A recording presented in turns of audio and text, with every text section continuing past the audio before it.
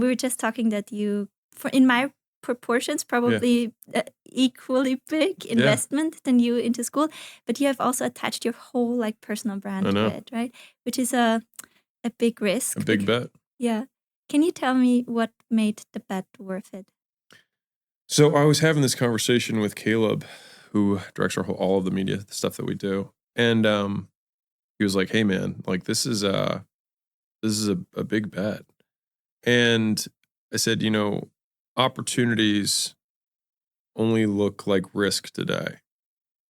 And they look like opportunities in retrospect. And so like if something has risk on it, that's usually why there's an opportunity. Because the really obvious opportunities aren't opportunities. Because they're already discovered.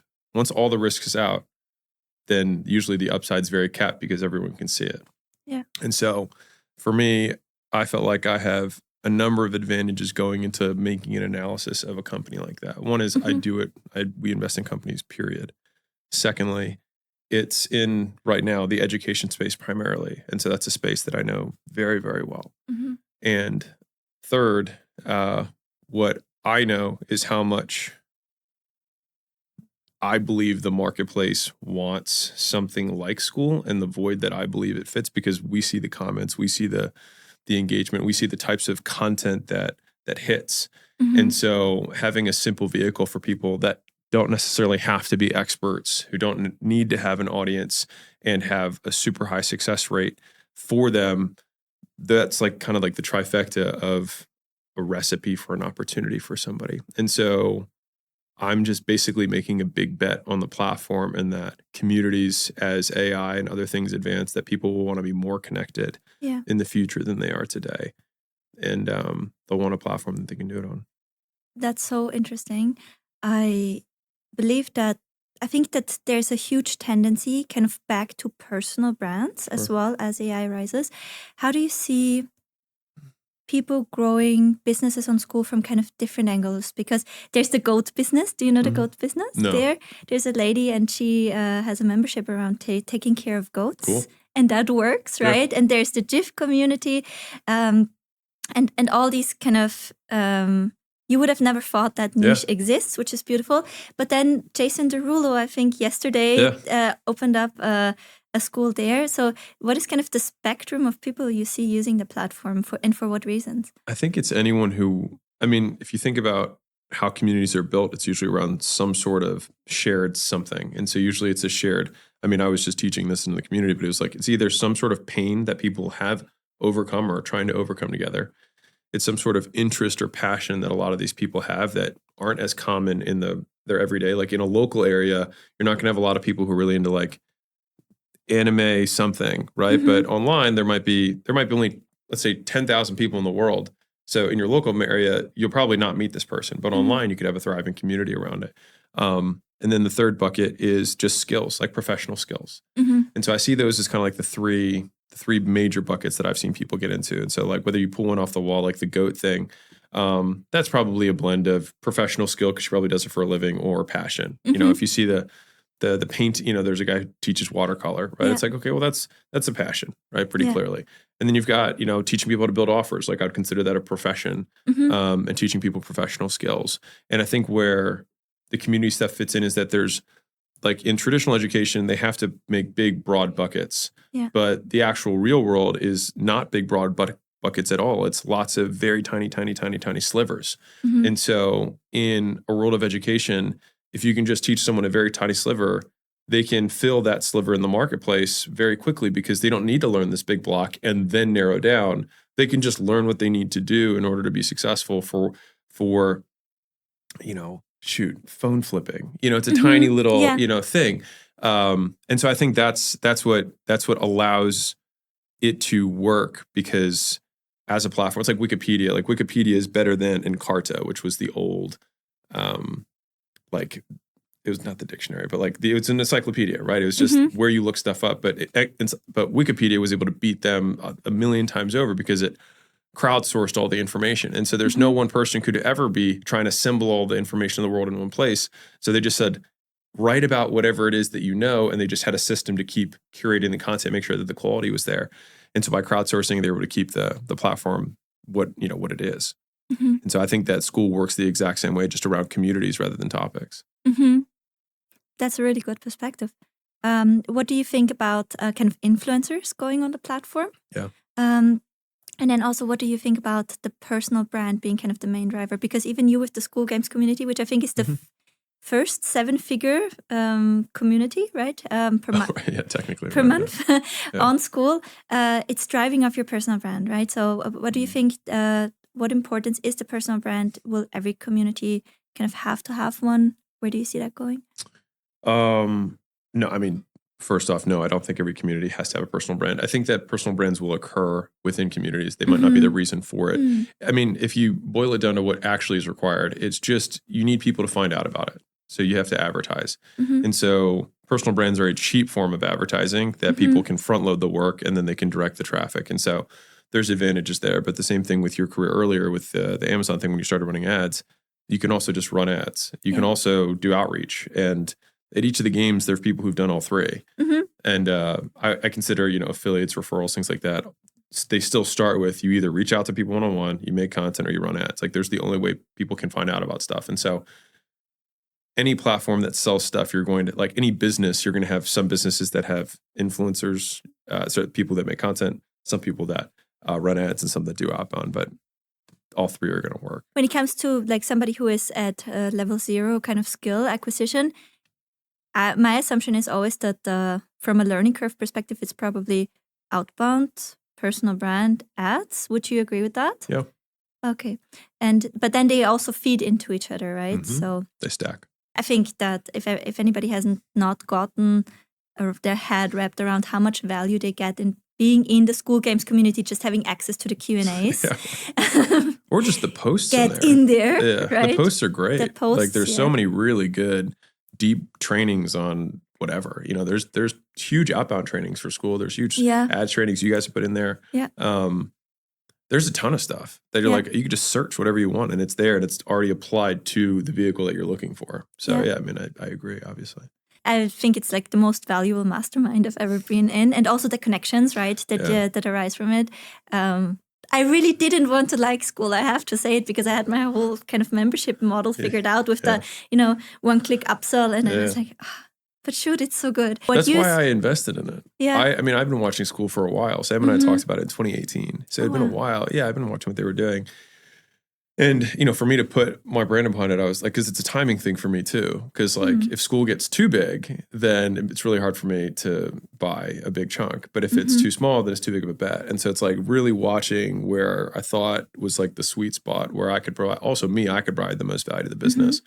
And so once I saw the compounding growth of the business and the amount of referrals that it was going, that's when I got really interested, because if it can grow on its own off of word of mouth alone, then adding all the advertising on top of it is only just going to add gas to the fire. But I think that's the piece that most people miss, is that for products to really scale, they have to be able to be good enough to grow on their own, and then you can really advertise. Yeah. I think that's what Skool does so well, right? So it sucks you in, and all the functionalities. In the beginning, you're like, oh, why is this not there? Where is this not there? Where is this not there?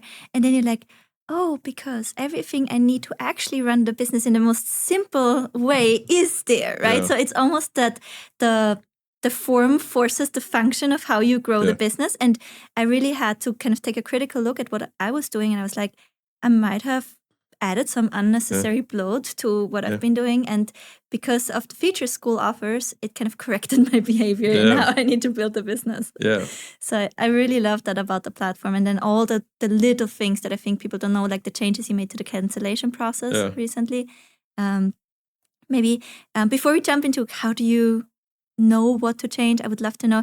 I wanted to talk about the Q&As, right? So you get really bird's eye perspective in there, where I think somebody who is maybe at my stage, I'm currently a little bit stagnant for a year around the 3 million mark. You give the bird's eye overview and I'm like, okay, I know what to do. But then you also go really deep down for the beginner, and you're saying, for example, on the last one of the last Q&As, you were like, somebody was asking, how would you pitch a guest after a podcast? And you were like, I wouldn't, because it's icky, but if I had to, here's exactly what I would say. And so I think that this kind of really breaking it down to exactly what you do or say and having it on both levels is so helpful. If we're going back to this cold outreach, content, ads, what should the cold outreach person say to get some money? I think it depends on the stage of the person. And so to circle back to what we were saying earlier with 3 ways, right? You run ads, you do outbound, or you make content. If you think about it like in concentric circles, you start with one-on-one because I'm already calling it one-on-one, but you start with outbound because it's just you reach out to people you know, one-to-one. And then the next level of leverage is you reach out to people you know one-to-many, which is what content is. And then you reach out to people you don't know one-to-many, which is ads. And so that's just kind of like these concentric circles that expand. And with each level of not knowingness, basically, you get more and more people in that pool. And so if you were starting out, the big thing, I feel like I've had this theme of my month right now, but it's around proof. And so I just did this big meta-analysis of all the ads that we ran over the last however many years. And 80% of the top performers were proof. Not even me, just proof. Just so much proof. And so the thing that beginners actually lack, it's often not, it's even not the offer. Because you can have a terrible offer with 1,000 forms of proof and you'll be more compelling than somebody who has the best offer in the world and no proof. Like if you were to think about the pick, right? The craziest offer ever, I have no testimonials. It's like you just don't even believe that they can deliver on it. It doesn't matter what promise they make. True.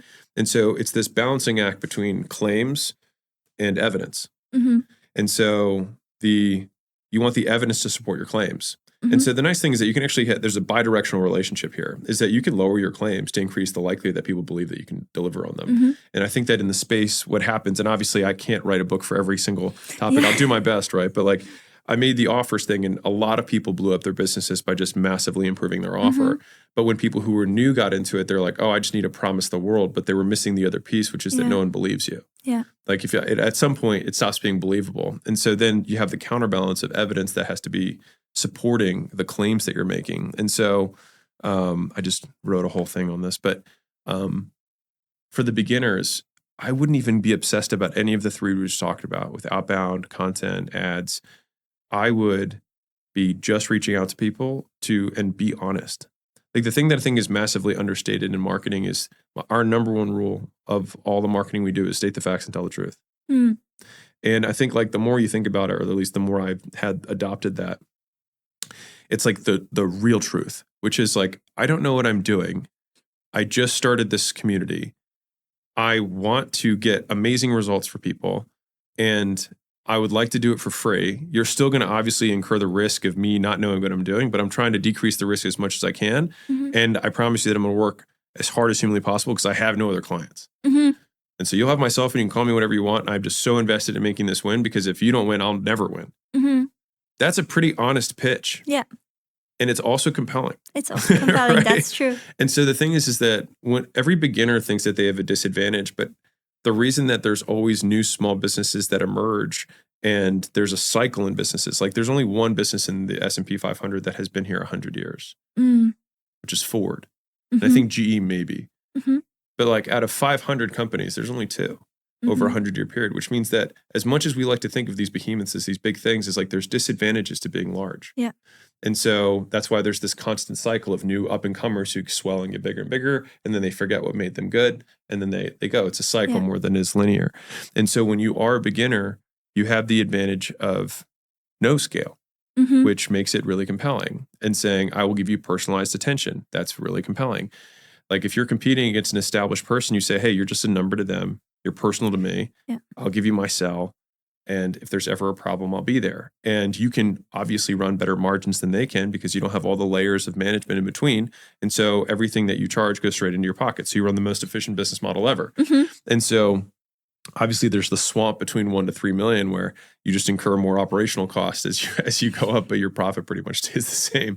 But you have to basically set that next foundation to scale if you're doing this from a bootstrap perspective.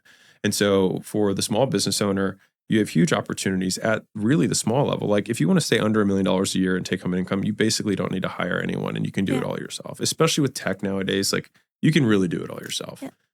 Especially with Skool, I think, because it does the whole tax thing for you. It does the whole membership management for it. That's the $99 worth it per month post that I was reading because I got really angry at people like not see, but it's they have not paid what I had to pay to get to do the management. You were solving pain they hadn't experienced yet. Yeah, exactly. I read your copy and I was like, this is exceptional ad copy that I wanted to run, but I was like, but it's for intermediates. Yeah. Like I couldn't run it. I was telling Sam It's and them, not I was the like, I low-hanging want to fruit. run it. Yeah, but the thing is that somebody who's about to start a community doesn't even know that they're going to have member management issues. They don't even know that they're going to have a support team. Like they don't know that stuff's going to exist. Yeah. And so I don't want to introduce objections. Yeah, true. Right. But no, it was a great post. How I got into coaching I was first running ads for people, right? And then when I had my son, I started teaching others. And the way I was getting into it, I was actually trying to do a case study with a coach, and she ghosted me. Although I was saying I was doing it, I would offer to do it for free. And then I was like, okay, let me just turn myself into a living case study, because my hypothesis was I've been running ads for e-commerce and we have much smaller margins than the coaches. And I was reviewing some ad accounts from people I saw on Upwork, and I was like, they're burning money, right? So there was no like self-liquidating offers or anything. Yeah. And so I wanted to, and they were growing groups with bridge pages. So they would pay $10 per group lead instead of kind of using the lead generation with the form. And so I wanted to have a case study with her, but she ghosted me. And then I was like, okay, maybe I turn myself into this living case study. And I was telling that to people. I'm making a living case study and I'm showing you how I'm growing the group from 0 to 1,000 members with ads, and then how I monetize it. And basically that's how I got my client, because at the end I was just saying, you just saw me doing this. Yeah. Do you want me to help you? Right. Yeah. So that honesty always served me well. But I then also benefited from this beginner advantage, from a lot of referral and word of mouth. And then I kind of blew it up, because I thought I now have to build in operations. Yeah. And so now I have to deliver the service more at scale. And this is when I think I lost the product to market fit, which when I didn't understand that I'm a huge part of the product. Sure.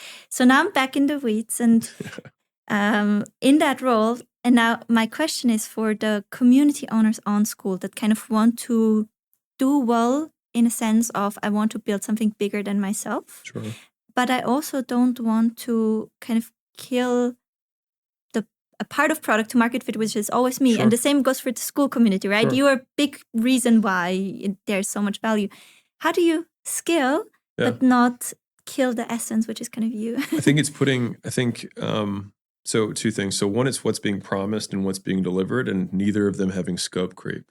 And so from a promising perspective, we have the clear things that we say, hey, this is what I will do. It's like I take one call a week. And one time a month, we're going to drop a big 8-hour training inside of there. Beyond that, I don't do much inside of Skool. And that's because I have a lot of other stuff that I'm doing and I can't physically. I wish I could. But then what happens is, one, that still stays like really like I'm not overwhelming people in terms of like, I can't consume everything. It's like there's one call a week and there's one big download. Like that's it. And it's very manageable for people to consume. But in the meantime, you create champions. And so like you're a champion in Skool. And so there are way more flavors of people than me under the sun that other people will find more attractive than me. I would imagine that for mothers who are starting a digital business, you'll probably be a more compelling avatar than I will. Like, look at me, right? And so within your community, there are those needles, right?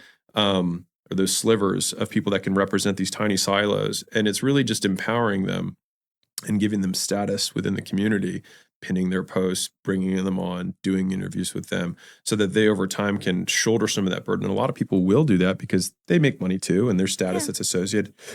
And so I think that's fundamentally what we've tried to do with the Skool games was really have champions of the games. And it's I will bring people in, but I want it to be about them. Yeah. And you want to have these connections. I drew that picture that I don't know if you were there for this one, but it was like, if there's the guru model is one circle at the top, and then you just have connections to every single person, right? Yeah. And then the network model is you can have that person bring people in, but then you want as many ties between all the circles underneath, which is what creates the network. And so I think the objective of making something bigger than you is like you can be the person who brings it in, fine. But then eventually all of the activation should be geared around creating a true community or a network of people who give and exchange value with one another. And then eventually you can leverage the proof from that community to advertise the community at large. And then over time, that's how you can fade yourself out if that was a desire of yours. So I feel like I would always love to be connected, but at one point you cannot shoulder kind of all of the things. And I've tried to create some. So what works really well about the Skool community, right? There's aligned incentive structures, right? So I have benefit from posting a lot in the Skool community because it gives me exposure. It's aligned with what I'm trying to build. When I'm now thinking of my own community, I have tried to hire coaches and give them the opportunity to build their personal brand kind of within this alignment structure. And I also have, people who might have similar memberships who kind of want to position them as subject matter experts there. But I feel that the quality isn't there. Is it that you mean the people in your community don't make good enough stuff? That could be like, those kind of leaders. And I do have engagement leaders who really help each other out. But for example, they might have a parenting membership actually. So I was wondering, is it that my personal brand isn't strong enough and that the opportunity that I'm offering is not big enough like it is in the Skool community? All right. So I want to make sure that I understand the question is that there's not enough people who are good in your community who can also add value to the community. The kind of value that they're looking for, which would be in the direction in which I can give advice. It might be a size thing and a time thing, which is that the bigger the community, it's just law of large numbers. Like if you have 1,000, I'm just using simple math. Like if you had 1,000 people, you're going to have less killers than 10,000, right? And also if you have a community that's 3 years old, you're going to have people who've leveled up and gained skills and have moved up. Versus one that's 6 months old. And I think it's probably the combination of those. I'll bet you time's actually a really big one. Yeah. The more you've helped people over a longer period of time, like it just takes time for people to learn skills. And if you're the one who's the champion of the community, you're often the person who learned the fastest. And so then people are like, I want to learn from you because you learned so quickly. And so you'll see rising stars. And I would say I would identify people by their rate of progress more than their absolute start. And so some people come in and they start here above other people, but they don't move. Yeah. Whereas some people can start low and then very quickly ramp up. Like I spend a disproportion of my time, even in the business here, when we have, teammates trying to find people who grow quickly and then pouring more into them. We care a lot less now about how people, it depends on what level we're hiring, but especially at the individual contributor level, we just want people who learn quickly. That makes a lot of sense. And so I think time and size. Time, size, and maybe also finding ways to attract more people who are doing something similar than I do, right? Rather than, so kind of maybe even giving permission, because I think often I have a lot of digital marketers in my community, but sometimes they don't want to be very visible because they're like, some of my clients are in here, so I don't want to kind of have that I'm learning from you.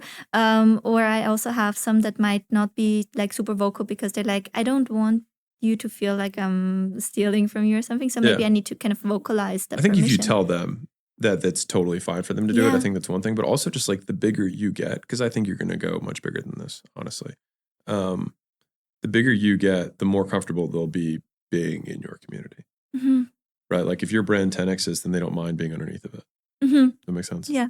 It makes a lot of because like it makes a lot of sense because mine, I see the relationship, right? So to you, so that actually gives me a really great kind of role model segue into this. I looked up for the interview with Leila. When was the Facebook group of Gym Lounge founded? And it was in 2017. Did you start the group or what community leadership pitfalls do you see people make? Did you ever have like any escalations in there or anything that you would have wished you knew about steering communities as they get larger as well? Honestly, no. Okay. I think if we messed up, because we've messed up things for sure, launch something and something doesn't work, whatever, right? We would just immediately go on and apologize and be like, that was our bad. We'll make it up to you. And then we just do whatever we could to make it up. And so I think it's the state the facts and tell the truth. And this is something that you haven't asked, but I want to talk about, which is about imposter syndrome. Oh, yeah. And so that was me starting out, right? And I've never suffered from imposter syndrome. And I think a big reason for that is because I try very hard to only talk about things that have already happened. And so you can't feel like an imposter if you state the facts and tell the truth, right? The only time you feel like an imposter is as soon as you state something that might happen or will happen in the future that hasn't happened yet. Or you state something as though it has happened and it hasn't. And so I have a lot of conversations with entrepreneurs who are like, how do I get over imposter syndrome? And I was like, stop lying. And then they like seem really jarred. And I was like, no, I was like, you are posturing as though you're this big successful person. I had an agency owner who said, hey, I'm selling he had an agency of 150 clients, B2B, and now he's selling kind of like his client getting system. And I said, why did it end? And he said, I didn't know how to operate a business. I just knew how to get customers in. And so I said, do you say that? He was like, no. And I was like, that's why you feel like a fraud, because you pretend like you had this big agency, and you did. You just didn't say the other part of it, which is that I also didn't know how to run the business. And I was like, I actually think it's more compelling. Right. It's a really good hook. This is why you're giving it away. Right. It answers the reason why. Yeah. And so the crazy thing is that truth is, in my opinion, always the best marketing. It's just that we have these egos or this shame around whatever the thing is that we messed up. Like my best gym did $600,000 a year. My best gym out of 6. But the average gym in gym owners did $600,000 a year, average. Oh. And so many of the top gym owners made more money than my top gyms. And so if I hid that fact, then it would be like, oh, I have to pretend like my gyms did more, and then I'd feel like a fraud. But I told all of them, I was like, well, I hope you guys do better than me. I was like, because I didn't have me. I gave you all the stuff that I knew to get to here. That's your starting point. Now I'm going to use everything I learned from this community to help everybody get past that. That's exactly what we did. Was we just looked at the whole community. I found out, okay, because I was really good at filling gyms up. I had industry average churn. I wasn't good at keeping members. We had 10% churn, which is normal in the gym space. And so, but I could fill them up in a month. And so that was what I said. I was like, I can fill these up and I can help you fill it up. And then I talked to all the gyms that had really, really low churn. I said, what are you guys doing? And I made this master list, and then I consolidated everything down. And it was like, oh, these 5 things, if you do these things, you can reduce churn by 2/3. And so then I had 10 gyms reduce it by 2/3 using those 5 things, and then said, hey guys, we did these 5 things in these 10 gyms, and it reduced churn by 2/3 here. And so if you just state the facts and tell the truth, then you never have this whole imposter syndrome thing. And I think that beginners especially are prone to it because they think they need to be an authority. But you don't be an authority by telling people what to do.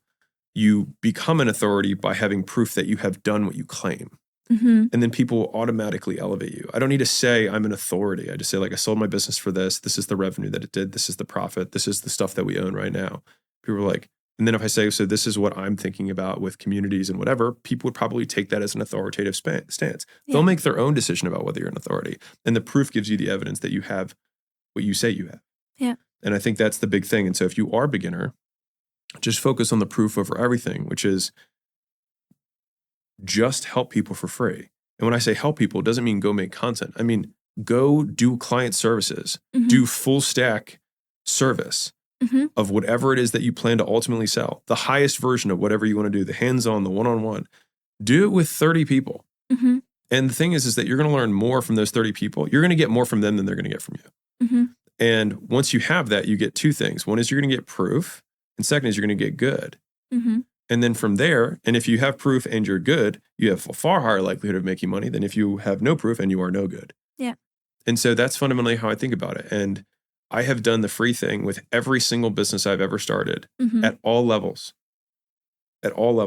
including now. Everything that we do free first, just because we want to get the kinks out, because I have a reputation. And so I want to make sure that it's really, really good before I ever charge anyone for it. And that way, again, when you are on your 31st person and you decide this is the person I'm going to charge, you say, hey, I took on 30 people. These are the first ones I took on. I didn't do as well with them. These are the second ones. Look at the improvement. And this is the last 10. And so these guys on average did this. You can see the data. And if that's interesting to you, I can do the same process. That's a pretty compelling pitch. And there's no lie.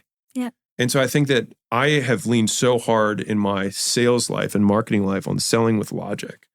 And which is very counter the whole internet marketing world of like emotions and triggers and like whatever. And I don't even know if I believe any of it, to be honest with you. I think people are pretty intelligent. And I think that I would just put all of my emphasis on proof, which is why I was so stoked when we just got the recent stat for Skool games, which is more than 1 out of 2 people who have a paid community make money. Like, wow. you're familiar in the biz op world. Like for any kind of new thing for beginners, like that's an absurd statistic. It's absolute. I think on average, even in good courses, it's less than 10%. They don't even know. Yeah, it's not even and close. most don't even measure it, to be honest. Right. I love that you measure it. No, because I know, and so I know this from the brick and mortar world, from the franchise world. Everything comes down to unit economics, which means how much does the franchisee make? How much does the one store that you have 100 stores, fine? How much does that one guy make? You can have the worst franchise model in the entire world, but if your franchisee makes money, you'll be able to weather the storm. You'll be able to figure it out. If you have the best franchise model in the entire world, but your franchisee doesn't make money, it doesn't matter. And so fundamentally, we can adjust the monetization vehicle. We can do pricing things and all that stuff. But as long as people on Skool make money, we're good. And that's what I see as our future insurance. Like, how do we make sure the future happens is make sure that everybody succeeds. How can you help the people that kind of, because I see it in a community, right? That there's some people kind of coming in and they're like, I just joined and I have no idea what to do. And then you try to send them to some post and it's like, I'm still overwhelmed. And then they would have to, work on their community and on their value for like 3 months, 6 months. Is there just a certain percentage of people that will inevitably drop out because they don't understand this? Or is there something you can give them to understand that that's the progression that they kind of have to go down? So it's something that we'll probably go through. So to answer the first question, I think there will always be people who don't succeed in anything, period. The people who don't succeed at college and kindergarten, like people will fail. But in terms of us being able to increase the likelihood that more people succeed, we're going to continue to do that. And so I think a big split in the road that we talked about in the very beginning that I think we might change in terms of how we're thinking about things was in the very beginning, we didn't want to give any very specific instructions because we didn't want to cage people in. But by not giving very specific instructions, saying here's all the different options that you can take, some people, to your point, get overwhelmed. And so it's kind of this balance of like, we didn't want to create a million schools that are the exact same thing. Yeah. But people who are new need really specific instructions. And so we have a plan that we're already kind of we're working on right now to probably have something that's like, if you are a true beginner, just do this. If you're everyone else, here's all the different options. I love that. And I think it's potentially necessary, right? Because your first community is a burner community anyways. Yeah, so your first business. You have no idea. I mean, and mind you, I say this with like 54.1% of people are making money on paid communities. So like, it's good. But what I guess what I'm trying to say is the first community you'll have is not the ultimate community that you'll stick with. Yeah. People are like, hey, I remember somebody was like, I'm starting a community about this and no one's opting. I think I need to improve my offer. I was like, I just think no one cares.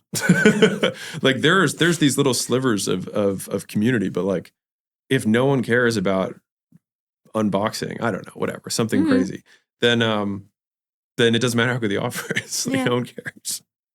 And I think, but I think many don't even come to the point where they're like, I think nobody cares, but reality is like there was never any traffic. They never tried. Yeah, I would love for everybody to at least like say, okay, now that I've set up all this community, let me at least put $100 into Facebook ads and see what happens. But that's also a shift to get there. Talking about the improvements that you make on the platform, what are some of the are you involved in kind of those features like the cancellation process and all of the refinements? It's more like Sam, there's this big list of like stuff that will make people money, right? And every one of them has a cost and a benefit. And so the cost is the time that it's going to take that we can't do anything else from the engineering perspective to develop it and make sure it's really good. And the benefits, obviously, how much it's going to make, how much money people it's going to make. And so that list we pretty much know. And we know, like, we kind of know what we need to do for the next 2 years. Now, mind you, one of the interesting things about Skool or any kind of platform is that if you change one variable, it affects all the others. Yeah. And so sometimes things that we think are going to be really, really important, after we fix something 2 steps earlier, it just is no longer an issue anymore. And so that list always has to be a breathing, living list. But in terms of the conversation that Sam and I have, that pipeline's pretty straightforward. And he and I will chat about like, what do you think about this feature versus this feature? And I'm like, I would wait here. Like I would put more weight on this one than that one. And so that's fundamentally like how we do it. But Sam really runs more of the product side. I'm chief bring people in officer. Okay. That's my hat. Although you have a huge passion for product development, right? But it's a divide and conquer thing. Like I can't get into his stuff, and he doesn't like talk to me about my content or how I'm going to do Skool integrations or like ads. Like Sam and I don't talk actually that much at all. Like we talk like every week or an hour or every other week. And maybe we'll Slack once or twice. Like we don't have like, what's interesting is that the more proficient somebody is, the less interaction they require. Yeah. And so like I could receive the vaguest directive in the world, which is like go build a business, and I can go do that because I have all the skills that are underneath of it. And Sam has the skill set to build a business, obviously, but also build an amazing product. And so when we were talking about doing this deal, it was like, hey man, I will just bring the world here. And he was like, cool, because I can't focus on that. And I was like, great. I was like, but I just want to know that you're going to make this thing exceptional. And I had faith that he would. And so that's very much, in my opinion, how a good partnership should work is very clear roles and responsibilities and clear authority, which is like, I own the stuff on the marketing side, the messaging, and how we're, everything that really people touch before they get into Skool is I have a fingerprint on. Once they're in Skool, it very much goes there. Now we talk, it's like, hey, if you say this in the ad, it's going to affect people here or whatever. Like, obviously we have that conversation, but it's really just having, that's how it should work. And even within a business, like when you have a really good lead of X, ideally they can do it better than you. And because of that, there's nothing that you really need to tell them because they're more proficient at it. And so the only thing you really do is just communicate how their thing affects everyone else more than you tell them what to do. So when you have a great business partner, I want to shout out Jessa Bellman, who's my business partner. She's like all on the graphic side, and she was my most successful student, and we teamed up. And we kind of also run parallel, right? Sometimes because we need not so much interaction, but sometimes it can feel like, for example, now I'm focused on the podcast, and I'm doing I'm pre-sold on Skool. A course, something that I'll later sell as a course.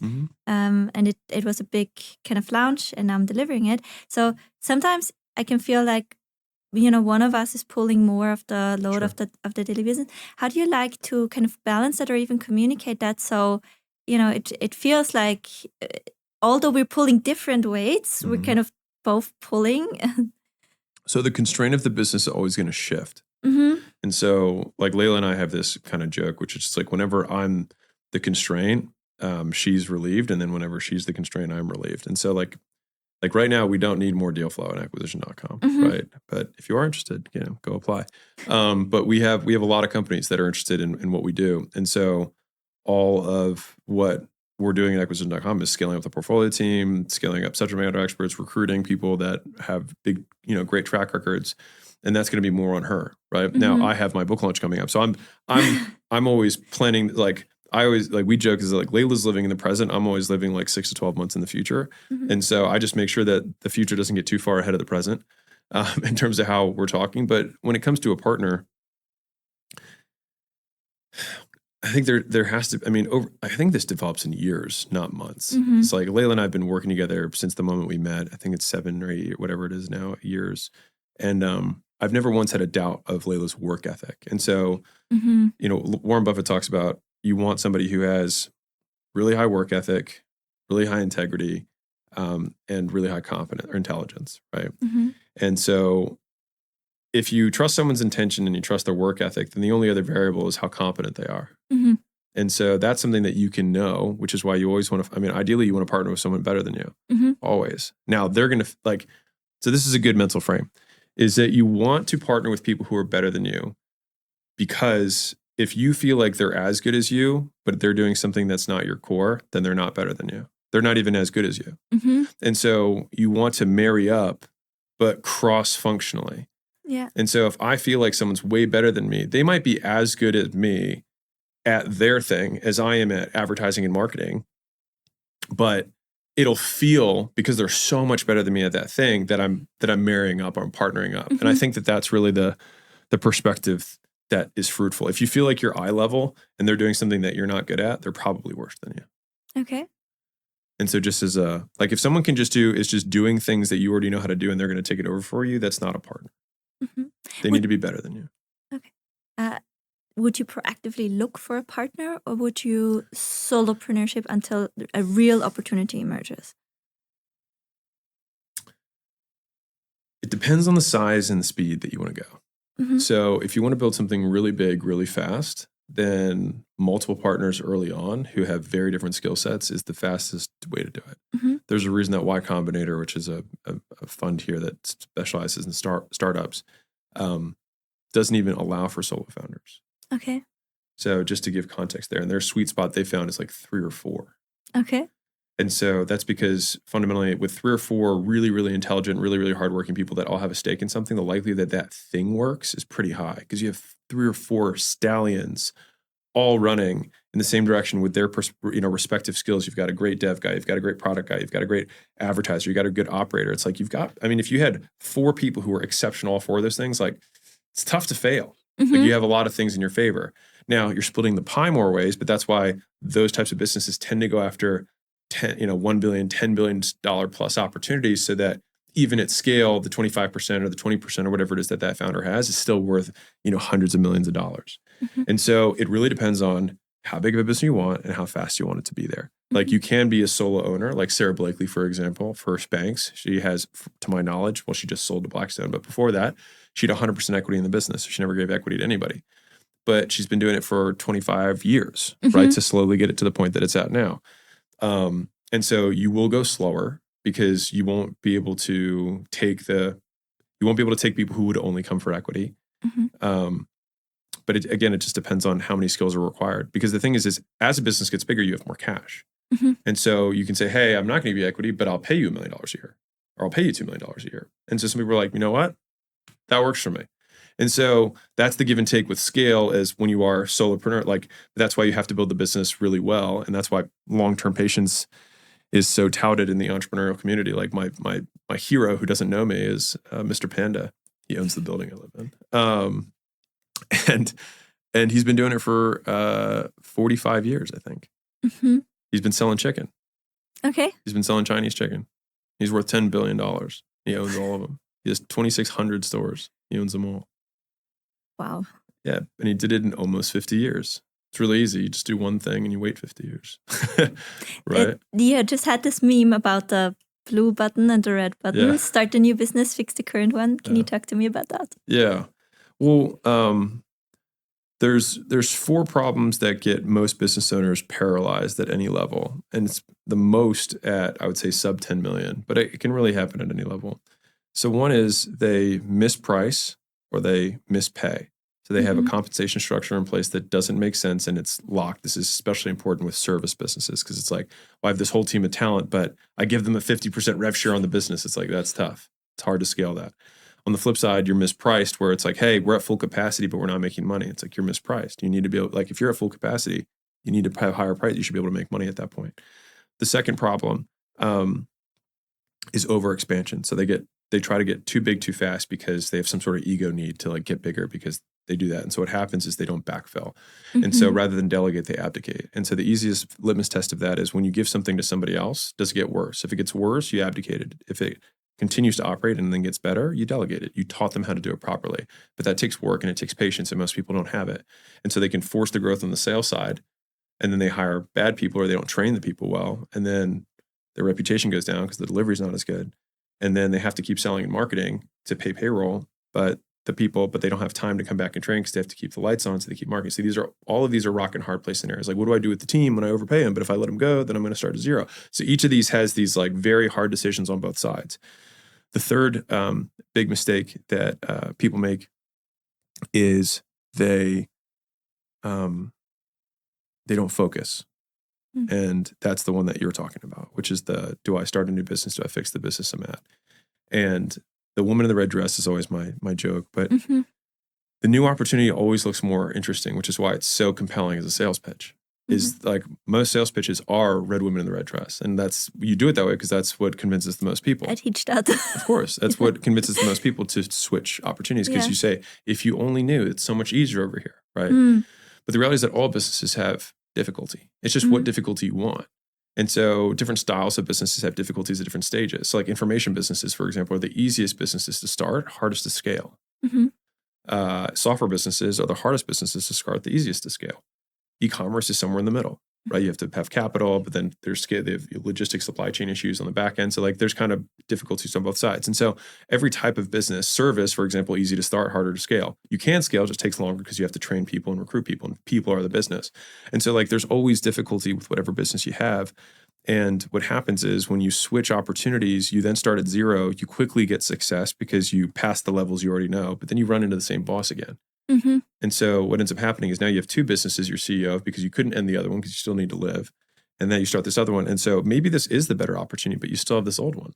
And then you can't give it up because you're like, but I have customers and I have to keep my promises there. And what do I do about my team? And there's all these questions that surround that, which is why you can own as many businesses as you want, but you can only run one. Mm-hmm. And that's the thing that everyone messes up. And especially if you're small, you don't have the resources to run to. So you have to make the hard decision. You have to say, no, I'm going to continue to fix this because it's my belief that every business can get to $100 million a year. Every business. Even solopreneur? Yeah. Well, Yeah. I mean, I wouldn't say the solopreneur is an organizational structure, not a business. Mm-hmm. So whatever business that solopreneur is in, if they sell wallets, if they sell paintings, whatever it is that you sell, you could sell $100 million worth of it. Like, I can't think of a business. Now, if you're like, well, you can't say that for a local dry cleaner. So I'm like, yeah, then you open more. But I consider that still the same business, right?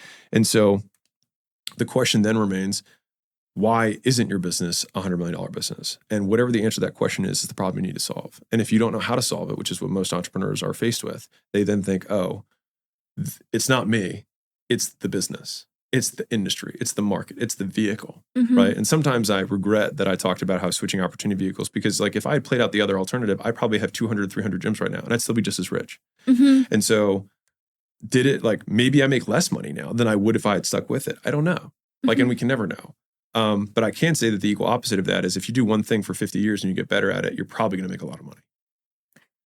That is a great permission, because I think ever since I heard you first actually talking about opportunity vehicles, I was like, I might not be in the right opportunity vehicle. I might like do everything wrong because I'm just rowing in a boat and everybody's on the... It's such a compelling visual. And it's just because it speaks to the pain. It's just the ultimate easy button is if I only had this other vehicle and if I were just doing the same thing I'm doing now, I would get 10 times more than I'm getting or 100 times more. And the thing is that sometimes it's true, but it's so attractive that 9 times out of 10 it isn't true because it's only true when the model is the limiter. Mm-hmm. But most times it's not. It's a limiter if you measure on a 1-year time horizon. Yeah. But Mr. Panda has a chicken shop. And he's worth $10 billion. So, like, is having a Chinese chicken store like the best opportunity vehicle? No. Did he make it work? Yes. So it's just expanding the horizon of, and that's why starting a business that you actually care about the customer is ultimately the thing that matters the most in the long run. Because if you really care about the customer and the product that you deliver, then you don't do it for the opportunity vehicle reason and the making money reason. And then making money occurs. But because you stick with it, it just keeps getting bigger and bigger and bigger. Because you keep improving it, because you love it, it keeps getting bigger and bigger and bigger. And you maintain your reputation because the only reason you did it to begin with is because you care. Mm-hmm. That's actually the unlock, I think, that many people are missing. It's like, oh, what niche do I go in? Is it like... Start wherever one you want. Yeah. But do the one that, like, it's either some pain you overcame, something you're very passionate about, or it's a professional skill. But I'll say this other thing that I think is worth doing is that people have this fallacy that they've made the wrong pick. Like, what if I pick wrong, right? I picked the wrong business. I picked the wrong niche. The consolation I can give you is that if you stick with it, no matter what, all businesses end in the same place, which is you have a team of 5 to 7 people. You have a head of marketing, you have a head of sales, you have a head of IT, head of legal, head of ops, head of finance.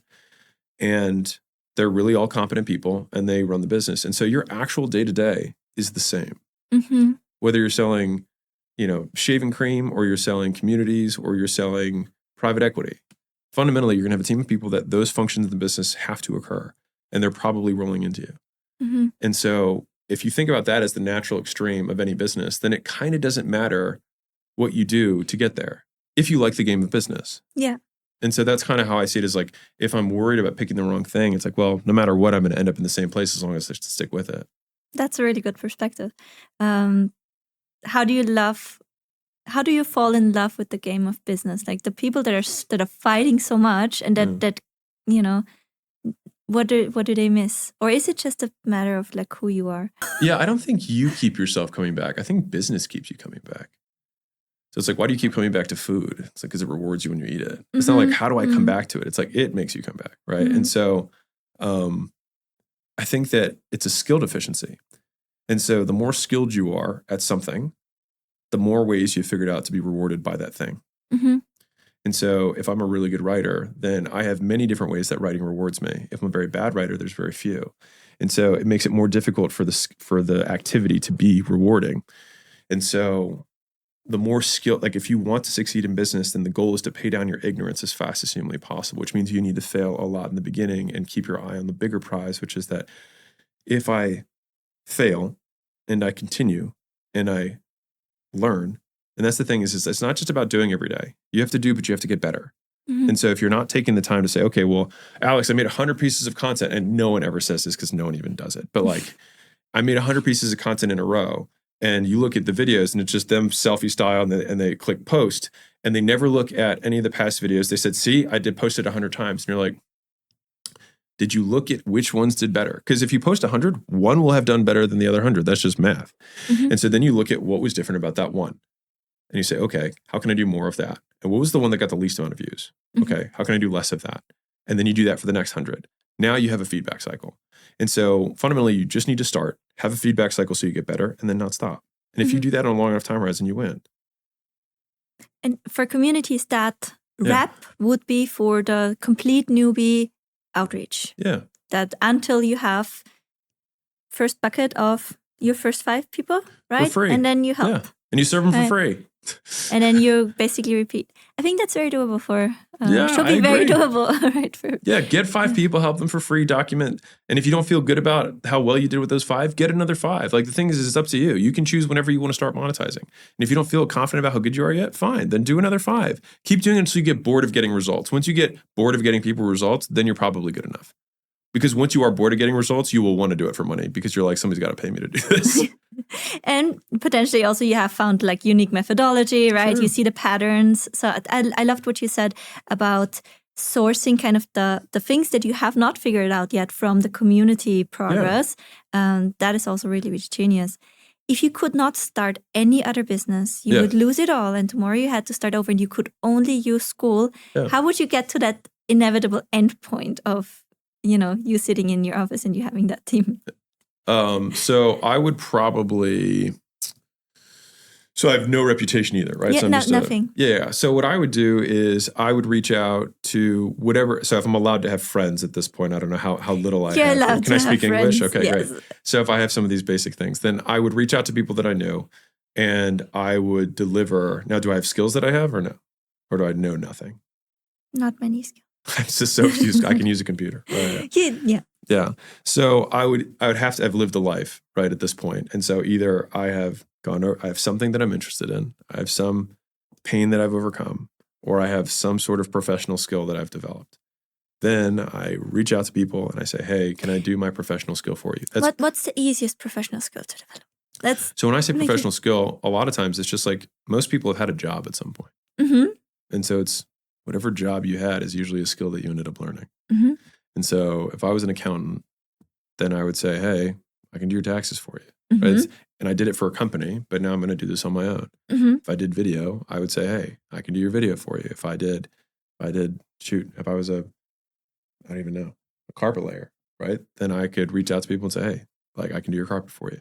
Right? Like it doesn't really, like whatever thing you did, the marketplace paid you to do it. So there's obviously value there. And that's just like an easy litmus test.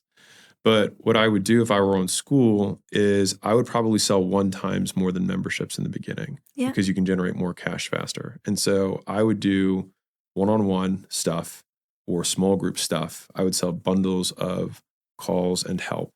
And I would sell them at, $500 to $5,000 in terms of the price point. And I would use that to generate cash. And then I would add my continuity in. And then I would use that cash to advertise to drive both. And so I would drive to the continuity most likely. And then I would upsell over phones. And I think the big thing that everyone's missing with, not everyone, but a lot of people are missing who are starting out is like, you have to be willing to hop on the phone. Yeah. And they're like, but that's not scalable at $10 a month. I'm like, dude, you have no members. It's completely scalable. Your time is completely free. Like you can't be busy and broke. Like you can have time, right? Or you can have money. You can't have no time and also not have money. Like you just trade one for the other, right? And so I would be hopping on the phone with people. And I mean, the simplest version of this is you have a free community. You have the one-time upsell that's inside the community. You drive people to the free thing. You provide value to them in the free thing. Then you can upsell those people into the one-time thing. And then over time, eventually have the paid continuity that you start as your second community. Mm-hmm. That is, I mean, the fastest way to money is free community, bundle of thing that is expensive, and then that is a defined end thing that you sell. And that would actually be able to push a button from day one because you have the Facebook ads integration, right? So that's an ad setting up for complete registration. Yeah. Auto DM, hey, get a free onboarding call. Yeah.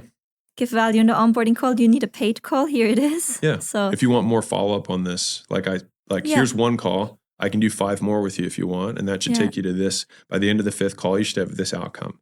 Yeah. That's like fairly compelling. You know, it's not a super hard pitch to make.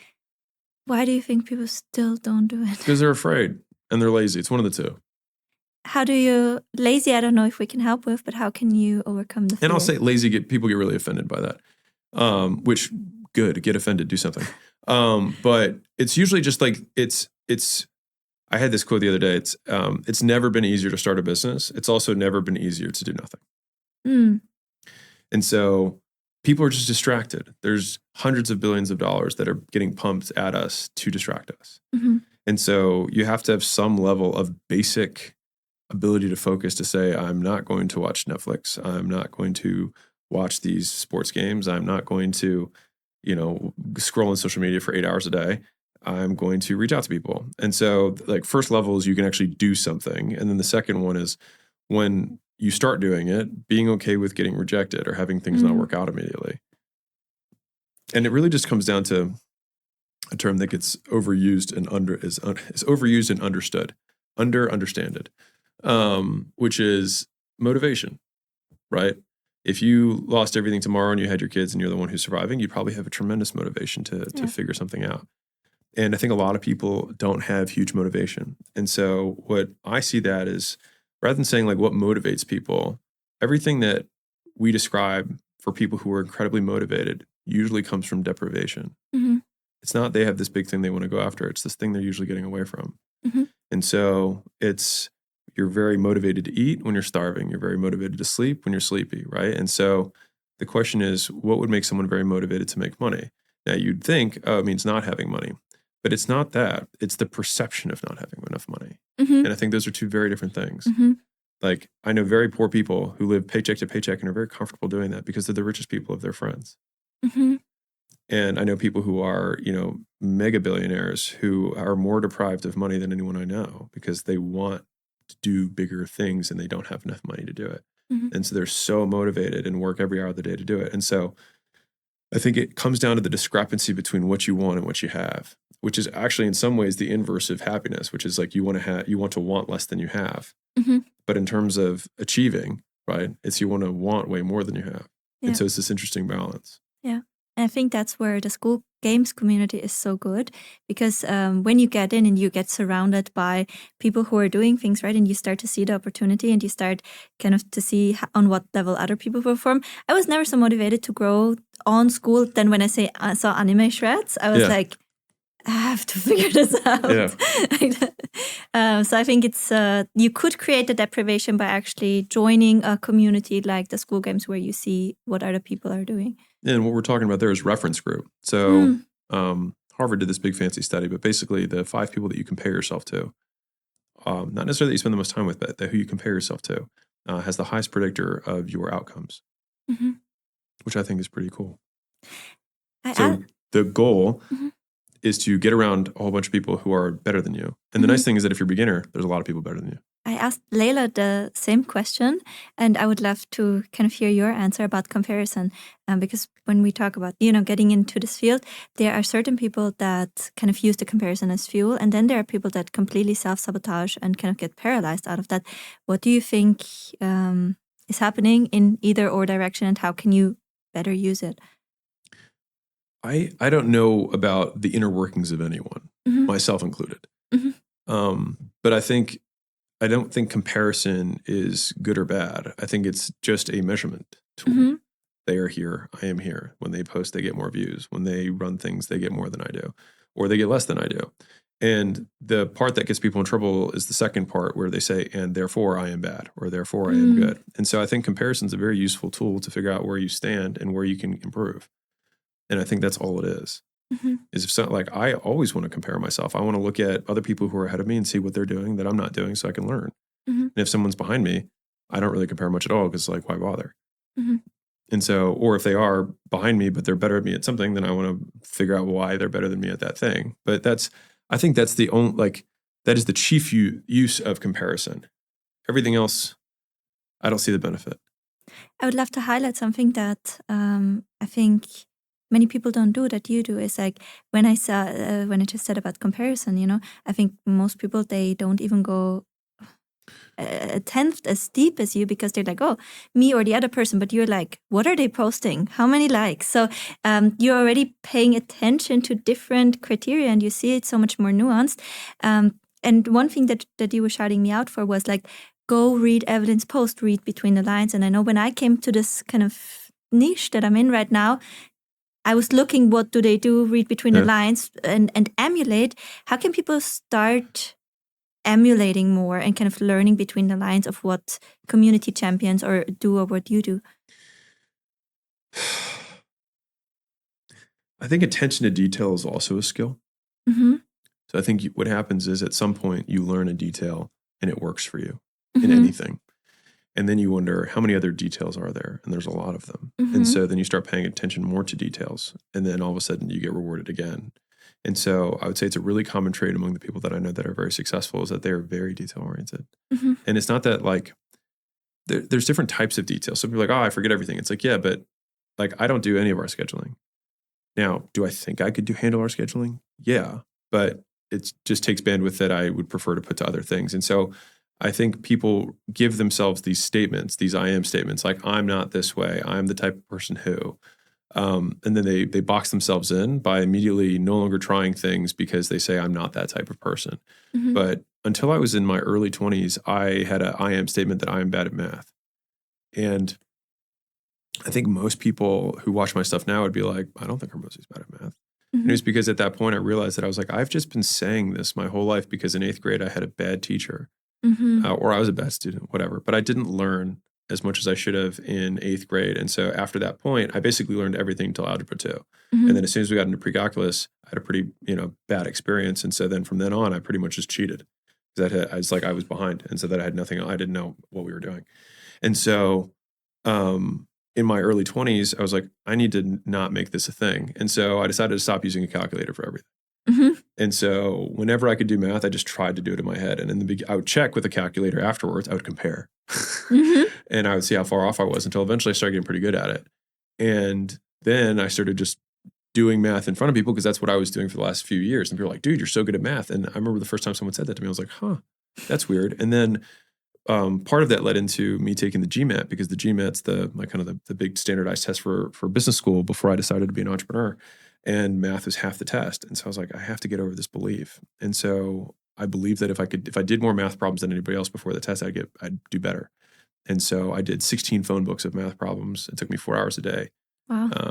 For 4 or 5 months. Every day for 4 hours, I would do math problems. And then by the time I got the test, I got whatever above Harvard's mid-score. But this is from somebody who, didn't get past, pre-calc, basically just cheated my way through high school. And so I say that because like everything is if it is a skill, you can learn it. Mm-hmm. And you can learn it later as long as you are willing to do repetitions and look at how well you did compared to the ideal and then see what the discrepancy is. And this has been this theme that I want to write a big thing on it because it's like, I think people over-index advice and under-index data. Mm-hmm. And so I think a lot of people have no idea why they were successful, which we were talking about earlier. Mm-hmm. And so the amount of people that I see, even who are successful, who give what I believe to be very terrible advice, I don't think they're doing it maliciously. I just think they have no idea. Yeah. And so they just answer when people ask them, but it's just made up. But I have, at this point in my career, people say, hey, who do you learn from? Who's your, whatever. And honestly, it's just data. And so I do a ton of volume so that I have a statistically large sample size. And then I look at the top 10% of whatever it is I'm doing. So whether it's calls, emails, content, meetings, it doesn't matter what skill you want to learn. You can repeat the process 100 times, look at and record it and look at the top ones and then look at the bottom ones and see what was different between those two and then do more of the good stuff and less of the bad stuff. And if you do that enough times, you get pretty good. And then people ask you, how are you so good at this? And you're like, well, I just looked at what was different between the times that worked and the times that didn't. And I did it enough times that I only do the things that work. Now, then people say, why do you think that works? And this is where people get off ramped. They then answer the question, but they have no idea. I don't know why these things work. I just know that they work. And I think that's a big thing that a lot of beginners, intermediates, and advanced people get led astray. And I try to censor myself on this stuff. And I've really tried to cage where I say, or hedge where I say, because of this, or here's why, or the reason is. The problem is that those things are very compelling. And so from a persuasion perspective, because is one of the most persuasive words you have. And so I try to balance kind of my understanding of language now with what I believe to be ethical. Yeah, that's very nuanced. And like you said, I think that there's bad actors, but then there's a lot of people that might be incompetent. Yeah, I think most people, the vast majority of people are incompetent. Like most people in general are incompetent. And I also believe, that most people don't make it to the data set. No. Most people don't even make it to taking the 100 actions. Yeah.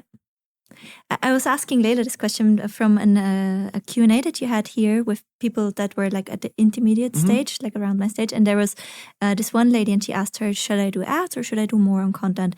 And then Leila said, asked if she has maxed out. She didn't. So she was like, bigger learning curve, makes sense to invest time there. And then she was like, you just have to make sure that what you do actually has the effect. And she's like, oh yeah, I know this because when I run this challenge, I get like amazing results. And Leila was immediately like, why are we not always doing it? This? Yeah, right. And I think that is something that I also got wrong in the past. And I think a lot of people get wrong. It's like when something works, for some reason we don't repeat it. How can we, everyone, repeat what works year around in a sustainable way? How would you build, like, let's say, for example, there's a challenge or a launch you found that works. How would you set it up that you're like, so for example, one thing that I found for community that works is I'm offering something for $97, like a pop-up live mentoring event, like it's like a workshop, or for free in the community. And it works. I could run it on a monthly basis. So how would you build it out? You just run it on a monthly basis. How can I kind of get to the, I guess it's a constraint thing because you need the warm audience. Yeah, so you need to make sure you have enough warm audience every single month. So you need to invest much more in ads than you're comfortable and have before, I guess. And then you need support delivering it.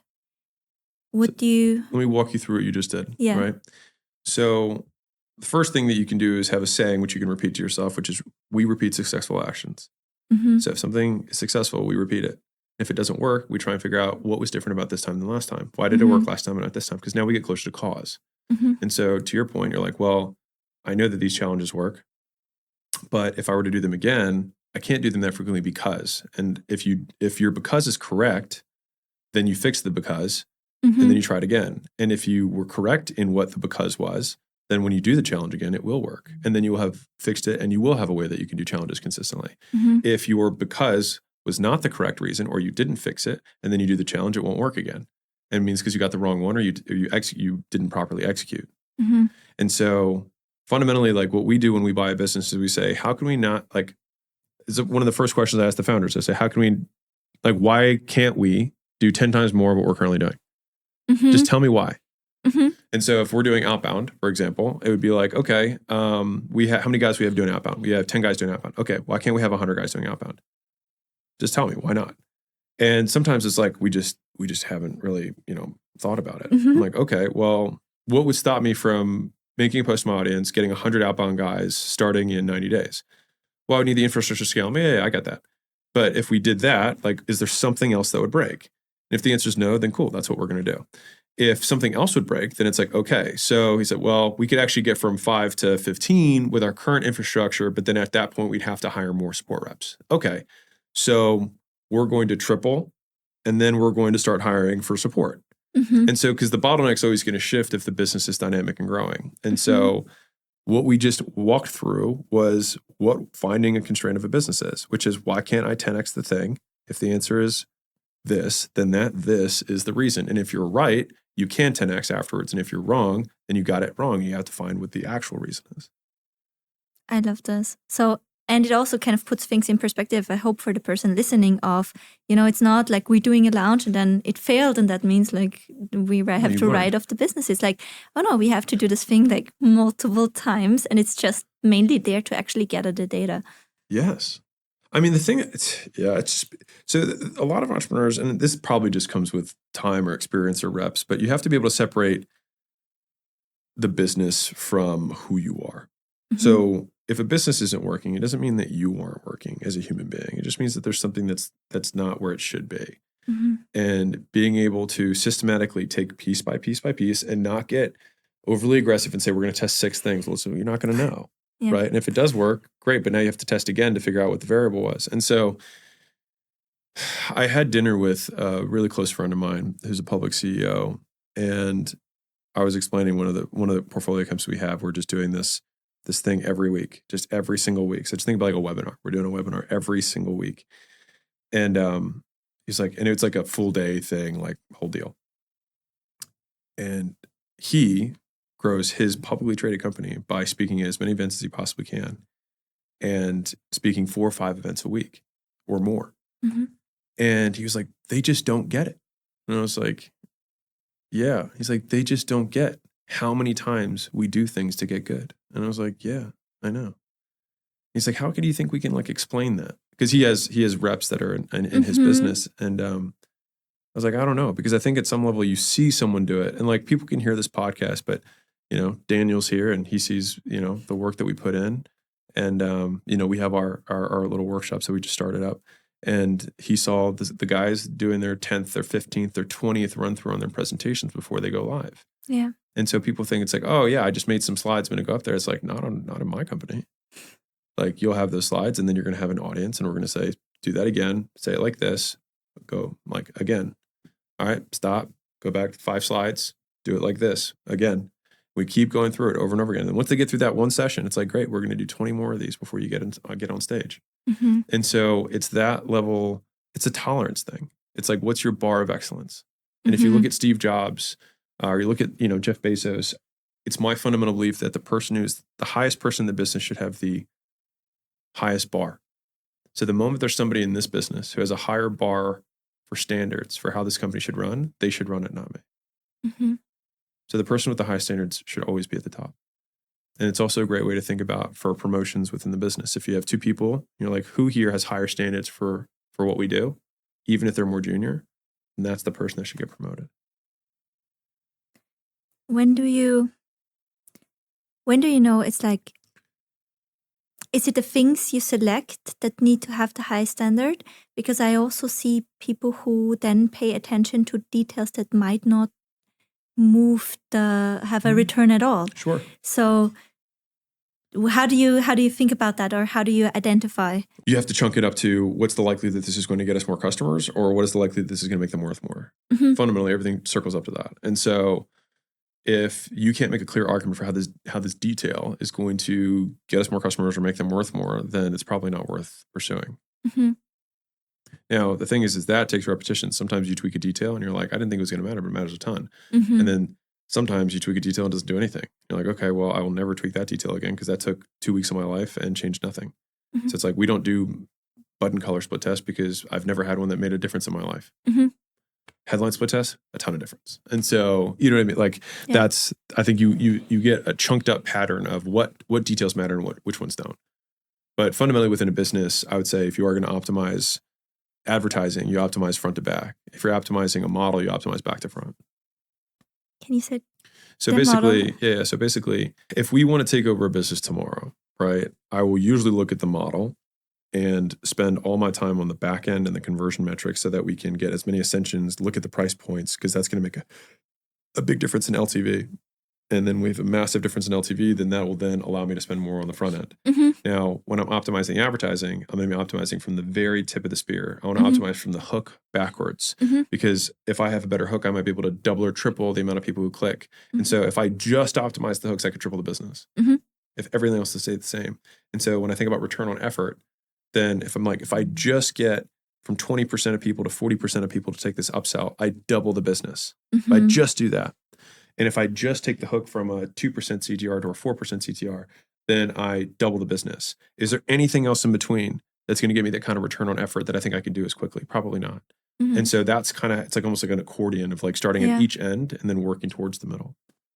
That makes so much sense. For the kind of nasty middle where I am right now, it's like, you're a good marketer, so you scale too quickly. You don't know anything about operations, so you kind of messed it up. Then you have to go back in and save the day. How? Any tips for the nasty middle, or is it just to stick it out till you have momentum and can give it another shot? The tough part about the middle is that you don't know what good looks like yet for each of the roles.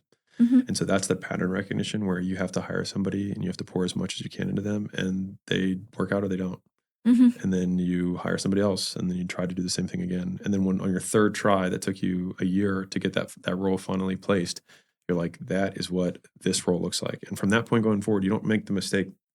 You figure it out quicker if you make a mistake, and you usually place them correctly the first time. So you have fewer mistakes, and when you do make mistakes, they're smaller. In the beginning, the mistakes are just so much bigger because both of you don't know what you're doing.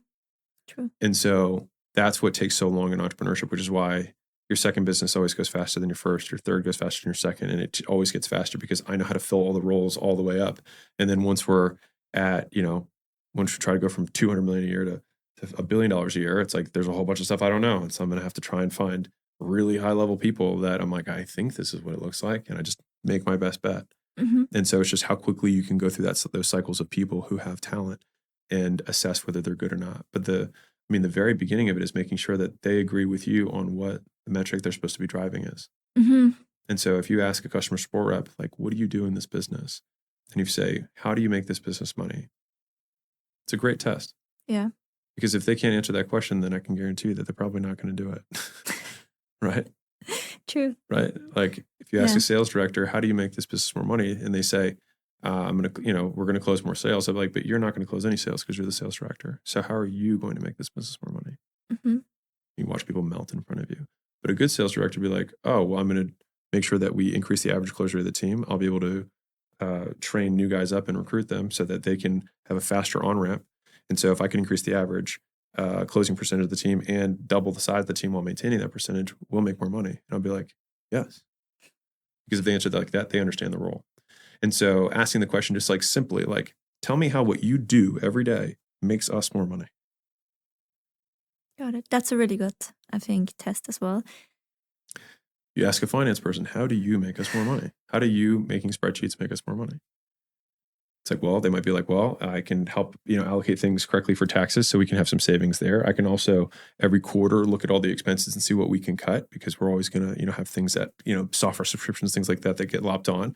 I'm going to put budgets for each of the departments to make sure that they don't go over. And I'm going to give you real-time data on customer metrics so that you can make informed decisions so that you can grow the company faster. And I'd be like, those are great reasons. When you start to kind of build up, so the way I did it, I think was wrong. It was smaller hours, right? For kind of what I perceived as experts, although I did not, measure. I was saying, okay, this experience looks like a great fit and they have been part of the community, etc. So I believe that I should have had fewer people, maybe just one role to kind of take off load from me. Is that the right approach? I think fundamentally the entrepreneur journey, because at the very beginning, you do everything. There's just not a lot. There's a tiny amount of lots of different types of things. Then as you scale, there's more and more work of each of those types of things until eventually it's a full person's role. Yeah. And so the job of the entrepreneur is looking at your calendar and allocating time. Like time is the one resource that all entrepreneurs are given equally. And so we have to see where are we investing our time that gets us the highest return. And so if we look at our schedules and say, okay, 2/3 of my time is going to this one task that I think I can hire out competently at this rate, and I can replace that with more of the 1/3 that makes us all this money, then that's what you do. And you basically do that on a consistent basis. And so sometimes it's work that you're not doing, which is like you weren't operating, right? Because that work starts to exist because when it was just you, there was zero operations. You communicate with yourself pretty easily, right? But as soon as you had 5 employees, then all of a sudden you like need to manage people and make sure that they're, they have clear communication and they have objectives they need to meet every week. And so it's like, ooh, there's this new job that either I'm not doing or I'm doing poorly. Well, I should bring someone in who can do that.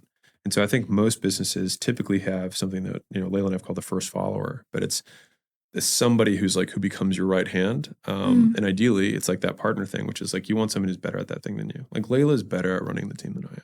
She's a better leader than I am, especially internally, and so she's exceptional at it. And because of that, we both talk about, she's like, I could never do what you do. I just like, it'd be such a learning curve. I was like, yeah, you'd have to spend 13 years doing it all day, every day to get as good as I am. And I'm like, man, thank God you're here because I could not run this business without you. And she's like, yeah, because you spent the last 13 years doing advertising, marketing, and sales. And I spent all this time, learning how to onboard people and learning how to recruit and learning how to cast an internal vision and build out career paths and compensation structures and all of that stuff. And so the better and better we get at it, the more difficult it would be to replace one another because you just get more and more experience. And I think that just happens. That just consistently happens. But when you're in the 1 to 3 million, you just want to have somebody who's smarter than you. Like, and that's the hard part is that when you're hiring, especially as you scale, and it's true all the way through, is that we had somebody that I interview people plenty, but we had a recent interview that I took where we passed on the candidate and my head of recruiting was like, can you just give me some feedback on like what was wrong with this guy? And the thing is that the guy had the experience, nice guy, I think he would work fine on the team. I just said, I think he was just okay. And if I look at the team that he's about to enter, he's the worst person on the team. He's not going to raise the bar of the team. He's certainly not at the bar of the team. And he was like, yeah, I think you're right. And I was like, right. So when you're going to pass me another candidate, look at the team. Is this person better? If yes, pass them. If they're not better than the team, I'm just going to say no. Because as a company expands, it tends to dilute. People hire people worse than them because they feel comfortable with that. Yeah. When they hire people as good or better, they get threatened. So it's job security. But that's what makes businesses worse. And so the rule of just saying whoever comes in has to be better than everyone else at that level. I'm not saying that frontline customer support has to be better than the CFO, right? But then all the other support reps, you want them to be better. Yeah. And so they have to be better than their peers when they walk in the door. And if they have that, then the company will continue to improve. That makes so much sense. Just quickly want to circle back to Skool as well, because I know that many will be interested in that. What's kind of the vision for the games? That's kind of your monthly... it's our challenge, right? This is your we monthly somehow challenge. we do it. It worked the first time, and so we continue to do it. Yeah. And will there any new weapons or anything you can already tease? There's tons of new weapons that are going to be coming out. I mean, we're focused on... people have been pretty clear. I mean, I think we said it at the one day. It's like people want free trials. People want, one-time course purchase, which we rolled out. And then people want affiliates. And so we have heard, and that is what we are working on. Super cool. Yeah, and we put the cancellation thing in there, that reduced churn. Like, there's a whole bunch of other things that are like things that we do to make people more money that they don't have to do anything with. And so it's more like there are weapons like landmines being installed, if you want to use the weapons analogy, that we're putting on the field that just make everyone more money, but you don't have to do anything. And so we're installing a bunch of things like that because that's ideal. That's honestly the best things. It requires no effort on everyone's part.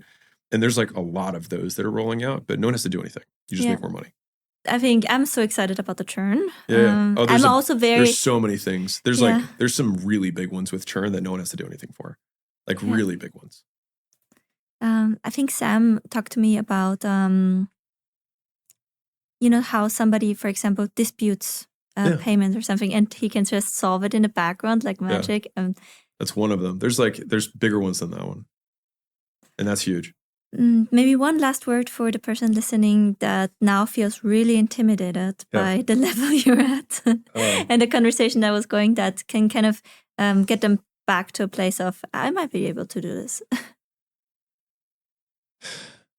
Growing a massive platform is very different than starting your first business. This is not my first business. It's not my second. It's not my third. It's not my fourth. It's not my fifth. I've had a lot of businesses, and I still do, and I will continue to. But you have to have the balls to start, the brains to learn, and the heart to keep going. And the good news is that you have all three. And as long as you don't stop, you can't lose. And so fundamentally, from a business perspective, you just have to let people know about the stuff you have. And when you start, you let them know and then give it to them for free. And you keep getting better until people are like, man, I would pay you for this. And then you start charging for it. And when you realize that there's a really sexy new thing that you could do, you ignore that and you keep getting better at the thing that you just spent all of this time getting to this point on, which is you're already making money doing it. And you understand that the natural extreme of every business is you running a team of a handful of very smart people helping you accomplish something that helps a lot of customers live a better life. And if you just stay focused on that, you'll be very successful. Thank you so much. That drives it all home. Call to action. Where do we send people? Well, we talked about Skool. So go to skool.com/games and you can see Evelyn and myself inside the games. We have all the things to help you succeed: tools, training, community, weekly calls, monthly downloads where I put 8 hours of this type of stuff, but just specific to Skool, much more tactical in there. So it's all there. Most people would charge $100,000 a year for stuff like that. And it's free with the platform. Thank you so much. No, you bet. Thank you.